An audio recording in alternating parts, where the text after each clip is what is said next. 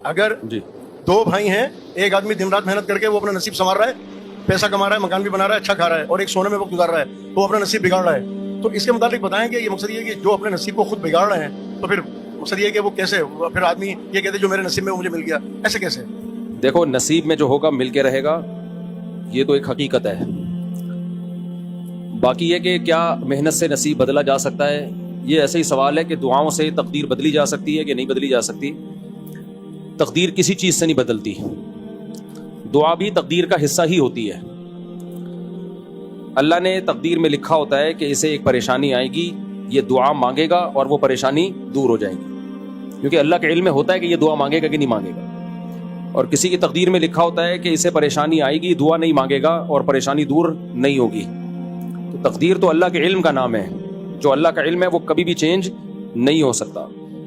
باقی یہ جو پوستی لوگ ہوتے ہیں، کہتے ہیں کہ جو مقدر میں ہوگا پیسہ آ ہی جائے گا، تو ہمیں محنت کی کیا ضرورت ہے. تو ان کو یہ بتانا چاہیے تیرے مقدر میں پیسہ نہیں ہے، تجھے نہیں ملے گا کبھی بھی، تو ایسے ہی سڑے گا، ایسے ہی مرے گا. کیونکہ جس کے مقدر میں پیسہ ہوتا ہے عام طور پر، ہمیشہ نہیں، بغیر محنت کے بھی آ جاتا ہے، لیکن جس کے مقدر میں پیسہ ہوتا ہے عام طور پر اس کے مقدر میں محنت بھی لکھی ہوئی ہوتی ہے کہ محنت کرے گا اور پیسہ آ جائے گا.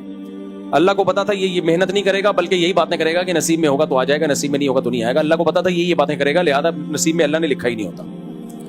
سمجھ رہے ہو؟ ہر کام نصیب سے ہوتا ہے، شادی بھی نصیب سے ہوتی ہے. اب کوئی کہے کہ میں رشتہ ہی نہیں بیچتا، میں شادی نہیں کرتا، نصیب میں ہوگی تو ہو جائے گی، تو اس کا مطلب ہے کہ نصیب میں نہیں ہے. کیونکہ جن کے نصیب میں اللہ نے لکھا ہوتا ہے نا کمانے رہیں گے، ان کے نصیب میں یہ باتیں بھی لکھی ہوئی ہوتی ہیں کہ باتیں ہی پھینکتا رہے گا یہ ساری زندگی بیٹھ کے، یہ محنت کرے گا ہی نہیں. اب ہمیں نہیں پتا ہمارے نصیب میں کیا لکھا ہے، اس لیے ہم محنت کرتے ہیں.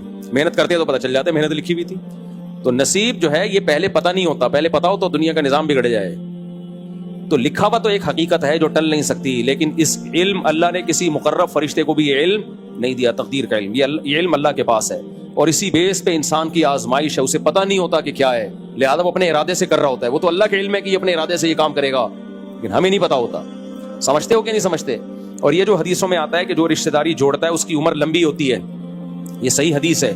جو چاہتا ہے کہ اس کی عمر میں برکت ہو، عمر لمبی ہو، وہ رشتہ داری کو جوڑے. اس پر ایک اشکال ہوتا ہے کہ عمر تو متعین ہے، تو رشتہ جوڑنے سے عمر لمبی کیسے ہو جاتی ہے؟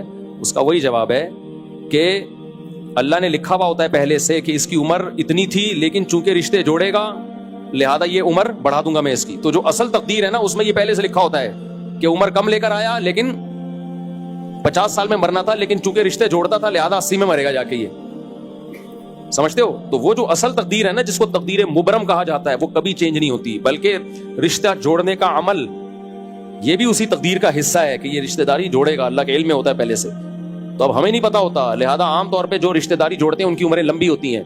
آپ کہہ سکتے ہیں ہمارے فلاں رشتہ دار نے تو ساری زندگی رشتے جوڑنے میں لگا دی ہے، پھر بھی اتنی جلدی مر گیا. تو اس میں اس کی بات یہ ہے کہ بہت سارے کام وہ جلدی مرنے والے بھی تو کر رہا ہوتا ہے نا.